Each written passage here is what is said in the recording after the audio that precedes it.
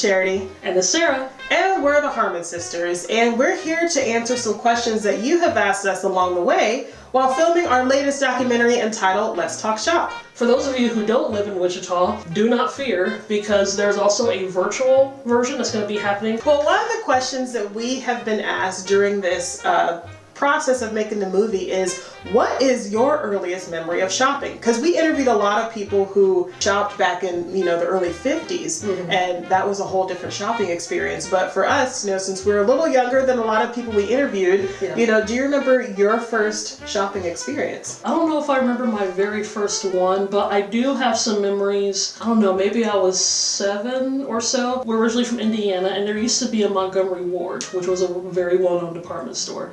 And so I do have some memories of us going to Montgomery Ward to get a few things. And of course, you had Sears and JCPenney and stuff like that. So we will go there a lot, especially during the holidays, which that seems to be the consensus. Most people kind of do their shopping. So I do have memories of that in terms of physically going to the mall, which kind of goes a little bit past the department store. I remember going to Sears and we would play the big display Sega. Oh, goodness, which we eventually got for Christmas that year, which is probably how our dad figured out that we liked it and that we wanted to play it. But I remember doing that, and I remember having to look up because the Sega display was really up high, and I was probably like 4. So I'm looking up, trying to see the little screen and, play with the joystick. So I remember that. Yeah. But I will say probably for me before that, it's a very hazy memory. So I don't remember where we were. I think I had probably just turned 4. I started kindergarten at 4, but I don't remember being in school yet. But I remember we were shopping for shoes. Oh, yeah.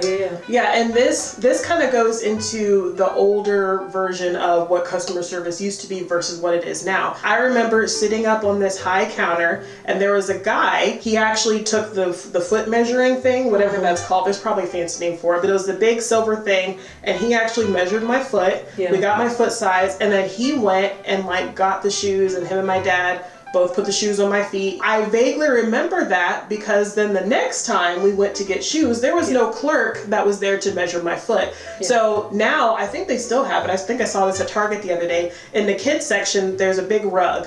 And it probably has maybe, 8 to 10 footprints on it. And the footprints get bigger and bigger as you get to the end of the rug, and each footprint has a number on it.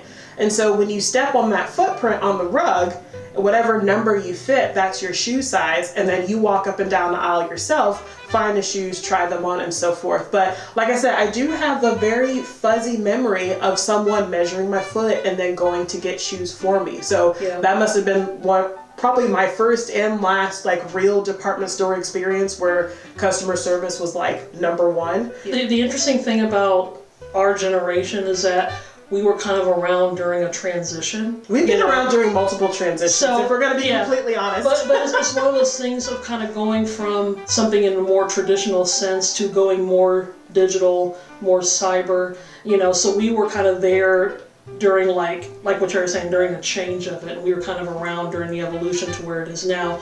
Whereas, people now are either born during, before that part or after it. And so they have no comparison of that weird in-between state.